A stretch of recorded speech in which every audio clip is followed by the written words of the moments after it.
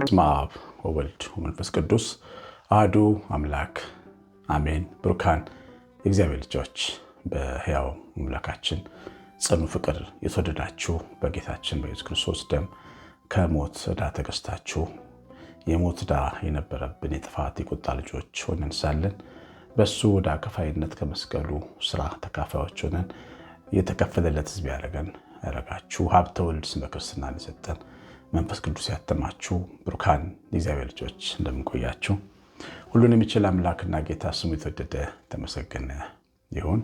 የእግዚአብሔር ልጆች እንግዲህ ወደ ትምህርቴ ከመግባቴ በፊት እንደ ሰብአ ሰገል የሚለው መርሃ ግብራችን ደርሷል። ገናን የምናከብረው ሁሌ በየዓመቱ እንደዚህ ነው። የገና የአጋፔ ቤተሰቦች 2 ዓመት ወደ ሆስፒታል ሄደን ነበር። 2ቱን ዓመት አምናና ዘንድሮ ግን ወደ እናቱና ወደ ጌታችን ወደ መድኃኔዓለም ወደ እመቤታችንና ወደ መድኃኔዓለም ወልቂጤ ማርያም ነው የምንሄደው። ለወልቂጤ ማርያም ዘንድሮ የምትመረቀውን እኔ አገልጋያችሁን ካህኑን የወለደች ካህን ያደረገች ሰባኪ ያደረገች ዘማሪ ያደረገች ቤተክርስቲያናችን እንድታገለግሏት እንድናገለግላት ወርቅ ዕጣን ከርቤ ይዘን ወደ ቤተልሔም ደብረ ጽዮን ማርያም እንድንሄድ ነው መጋብዛችሁ። እጅግ አስፈላጊ ነገሮች አሉ። በተለይ አሁን ምርቃቱ ስለደረሰ የሚያስፈልጉን መሰረታዊ የሚባሉ ነገሮች፣ ትልልቅ መብራቶች ያስፈልጉናል። ትልልቆቹ ዶሞች ላይ የሚንጠለጠሉ ለመድኃኔዓለምና ለእመቤታችን 1.2 እና 1 ሚሊዮን ብር የሚፈጁ ናቸው። 2 መብራቶች ያስፈልጋሉ። ከዛ ውጭ ደግሞ እንደዚሁ ሌሎች 6 መብራቶች ያስፈልጋሉ። 300 ሺህ ብር እና 500 ሺህ ብር የሚፈጁ መብራቶች ያስፈልጋሉ። 500 ሺህ ብር የሚፈጁት መብራቶች 3 ናቸው። ከዛ ውጭ ደግሞ አውደ ምሕረቱ ላይ የሚደረጉ መብራቶች 25 ሺህ ብር እስከ 55 ሺህ ብር የሚፈጁ አሉ እና በተለያየ ቦታ የሚለጠፉት ደግሞ 20 ሺህ እና 30 ሺህ የሚደርሱ መብራቶች አሉ። በቃ በማቴሪያል ሲነገራቸው ሰዎች ስለሚቀላቸው ነው የነገርኩት። ምናልባት እግዚአብሔር የሰራችሁ ያዘጋጃችሁ ሰዎች ካላችሁ ገሚሶቻችሁ ዕጣን፣ ገሚሶቻችሁ ወርቅ፣ ገሚሶቻችሁ ከርቤ ታመጣላችሁ።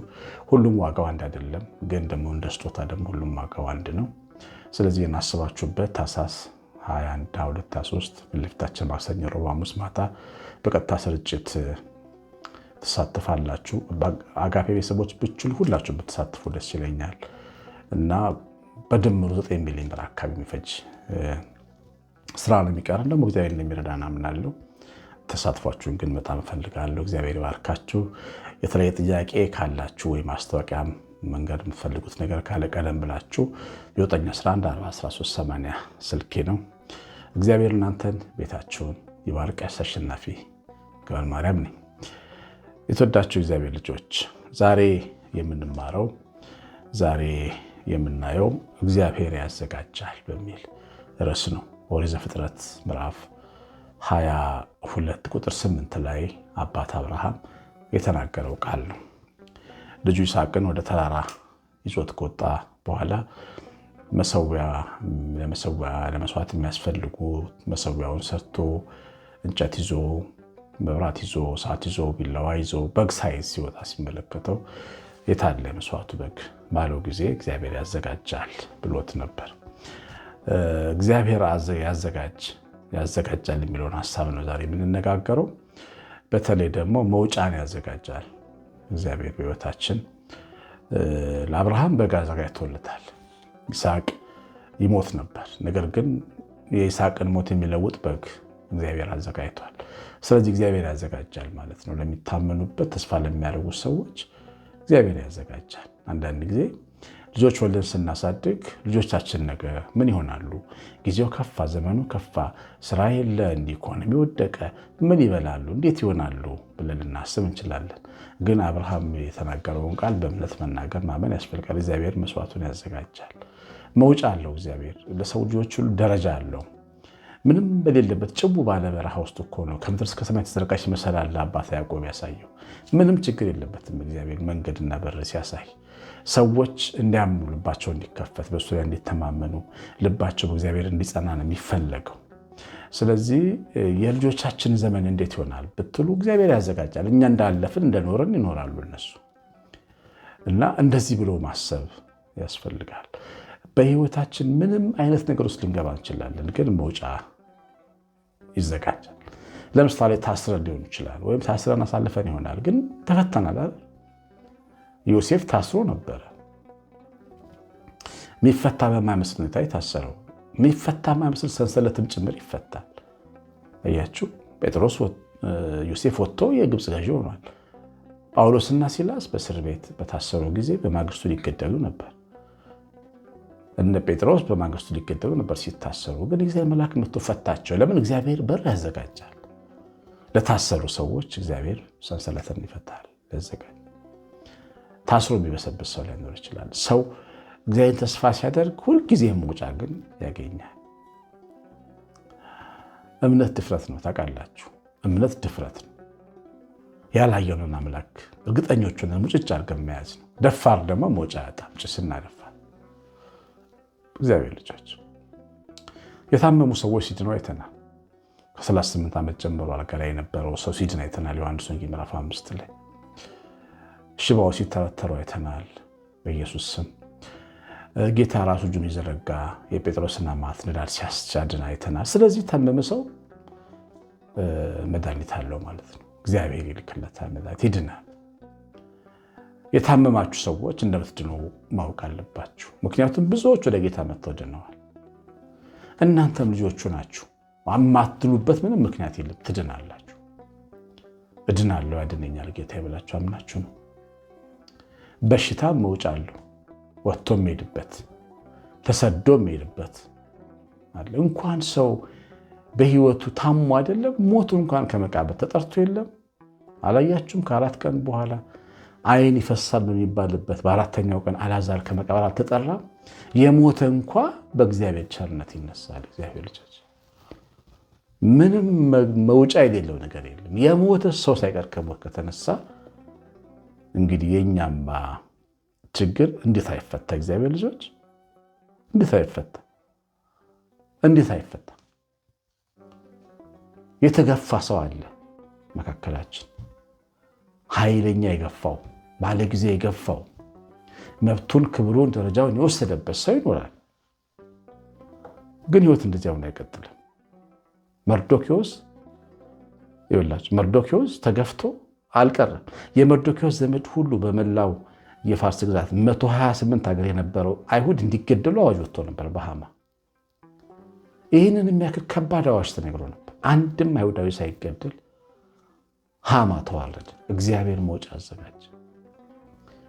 መርዶክዮስም ለሰራው በጎ ነገር የወርቅ ማዕዳ ተሸልሞ በወርቅ በለበሰች በቅሎ ከተማ ውስጥ ጠላቱ የጎተተ አስጎበኘው። ክብሩን ገለጠለት። እግዚአብሔር የሚዋረዱ ከብረው የሚታዩበት፣ ደጅ ላይ ጥበቃ የነበሩ በትህትና ያገለገሉ በትልቅ ሰገነት በክብርና በወርቅ ማዕዳ የሚገለጡበት ቀን ይመጣል። እግዚአብሔር ይህን ቀን ያዘጋጃል። የመከኑ ሴቶች የሚወልዱበት ቀን ይመጣል እና ሐናን ያየ ሰው ይህንን አይሆንም አይልም፣ አይከራከርም። እነ ሳራን ያየ ሰው ይህንን አይልም። እነ ኤልሳቤጥን ያየ ይህንን አይልም። እግዚአብሔር ይሰጣል፣ መውጫ ያዘጋጃል። መውጫ ያዘጋጃል። እግዚአብሔር ልጆች፣ ያሉላችሁ እናቶች እመኑ። ጫናችሁ ከባድ ነው፣ ተግዳሮታችሁ ከባድ ነው፣ ግን እመኑ። ልባችሁን አበርቱ በእግዚአብሔር ላይ። እግዚአብሔር ልጆች፣ አንዳንድ ሰዎች የውስጥ አጥንታቸውን ህይወታቸውን የሰበሩባቸው ሰዎች አሉ። አማች ይሆናል፣ ቤተ ዘመድ ይሆናል፣ አገልጋዮቹን ደግሞ ከበላይ ያሉ ባለስልጣናት ይሆናሉ። ታግሰው ከቆሙ በእግዚአብሔር ላይ አምነው የክብር ቀን ይመጣል። ረዓብ የተባለችዋ ሴት ከይሁዳ ልጅ የወለደች ሁለት ልጆቿን አግብታ ይሁዳ ዘሩን ወደ ውጭ እያፈሰሱ ዘር እንዳያስቀሩ ከሷ ይከላከሉ ነበር፣ ንቀዋት። በዚህ ምክንያት እግዚአብሔር ቀሰፋቸው። እሷ ጭን ላይ ነው የሞቱት እና እግዚአብሔር እንደቀሰፋቸውና ይሁዳ አያስቡም። ገደቢት ሴት ነው ያገቡት እያሉ ያስቧት ነበር። ሶስተኛው ልጅ ማግባት ነበረባት በአይሁድ ልማድ፣ ግን ልጁን ደበቀባት። ስለዚህ ራሷን ጋር ደግሞ ታስመስላ ሄዳ ከአባትየው ጸነሰች። 2 ልጆችን ሰጣት እግዚአብሔር። 2 ወንዶች ገፍተዋት ነበር። 2 ወንዶች ተጫውተውባት ነበር። እንደ ሰው አልቆጠሯትም ነበር። የእነሱን መግፋት አይቶ 2 ወንድ ልጅ ሰጣት፣ አስከበራት እግዚአብሔር። የካሳ ቀን ይመጣል። እንባ የሚታበስበት ቀን ይመጣል። ለቅሶ የሚቆምበት ቀን ይመጣል። እልል የምንልበት ቀን ይመጣል። የእግዚአብሔር ልጆች ጠላት ሞት ሲያሳያችሁ እምቢ በሉ። ራስህን እንድታጠፋ ሲመክርህ እምቢ በል። ራስሽን አጥፊ ስልሽ እምቢ በይ። ህይወት እንደሱ አይደለም። ብዙ ሺህ በሮች አሉ ፊት ለፊታችን። ይኸውላችሁ ከሰው ወገን ራስህን አጥፋ ያላለው ማንም ሰው የለም። ሁላችንም ብሎናል። ያን ታክሶ ማሳለፍና ለማሳለፍ ነው ልዩነቱ። ጠላት ሁሌ ሞት ያሳየናል። ጌታ እግዚአብሔር ህይወት ሲያሳየን ግን ሁልጊዜ ራስን አጥፋ የምንባል ሰዎች፣ መንፈሳችን እንደዛ የሚለን ሰዎች ትልቅ ቦታ የምንደርስ ሰዎች ነው። ይህን ወቁ። እንዳትነሱ ነው። ገና ሕፃኑን ከቤተልሔም ለመግደል ስለሚፈልግ ነው ሊገላችሁ የሚፈልገው። እምቢ ማለት ያስፈልጋል። ዲያብሎስን ተቃውሞት ከእናንተ የሚሸሽ ብዙ መውጫ አለው ህይወት። እግዚአብሔር በቂ መኖሪያ አለው። በእኔ መኖሩ፣ በአባቴ መኖሩ፣ በአባቴ ቤት ብዙ መኖሪያ አለ። በእግዚአብሔር ጥላ ውስጥ የሚኖር ሰው ብዙ መኖሪያ አለው። መኖሪያ አያልቅም። እግዚአብሔር ልጅ እና የመንፈስ ጭንቀት ደግሞ ያለብን ሰዎች ችግሮች ይፈታሉ። እንባችን ይታበሳል። ሀገር ለቀን ሄድን ሰዎች፣ የሰው ሀገር ባሪያ የሆንን ሰዎች ወደ ሀገራችን እንመለሳለን። ግብፅ ወደ እስራኤል እንደተመለሱ፣ እስራኤል ወደ ግብፅ እንደተመለሱ፣ ከግብፅ ወደ እስራኤል እንደተመለሱ መመለስ አለ፣ ቀን አለ። እግዚአብሔር ልጅ እግዚአብሔር ጻድቅ አምላክ ነው። በስደት ሀገር ደግሞ ያዕቆብ እንዳፈራ ምናፈራ ሊሆን ይችላል። ከአባታችን ቤት ወጥተን ተሰደን በትር ብቻ ይዘን ሄደን ባለ ብዙ ሰራዊት እንመለስ እንችላለን። ይሄን ያደርጋል። እግዚአብሔር ሞጫ አለው። ተስፋ ልንቆርጥ አይገባም። የሚሳነው ነገር የሌለ እግዚአብሔር የማይቻለውን ነገር ሁሉ ያደርጋል። ይሄ ነገር እንዴት ይሆንልኛል ባልነው ጉዳዩ ላይ መልስ አለው እግዚአብሔር። መንፈስ ቅዱስ መልስ እንዳለው መልአኩ ቅዱስ ገብርኤል ነግሮናል። ይህ ነገር እንዴት ይሆናል ባለችው ጊዜ ጌታ እናት እንደተናገራት መውጫ የሌለው በር የሌለው ሰው የለም። በክርስቶስ ያመነ የማይፈታ ችግር የለም። በፊታችን የማይናድ ተራራ፣ የማይሰበር ዋሻ የለም። ይህን ነው የሰማነውን በልቦናችን ይጻፍልን። መንፈስ ቅዱስ ይባርካችሁ። ደስ ብላችሁ ኑሩ። ታኅሳስ 21 23 ፊት ለፊታችን ማክሰኞ፣ ረቡዕ፣ ሐሙስ ማታ የቀጥታ ስርጭት ፕሮግራም አለን። ደማቅ ፕሮግራም እየዘመርን እልል እያለን ትልቅ ዘማሪያን ሰባኪያን እንጠራለን። ለእመቤቴና ለመድኃኔዓለም ለልጇና ለእናቱና ለልጁ ወርቅ፣ ዕጣን፣ ከርቤ ይዘን ለሰብአ ሰገል እንመጣለን። ተዘጋጁ። እግዚአብሔር ባርካችሁ። የእግዚአብሔር ቸርነት የእናታችን ቤታችን ረድኤት በረከት የሚላት ጥበቃ አብሮን ይሁን። ኮሜንት ስለምታደርጉ ላይክ ስለምታደርጉ ዘራችሁን እግዚአብሔር ባርክ። ቀሲስ አሸናፊ ገብረማርያም ነኝ። ሰላም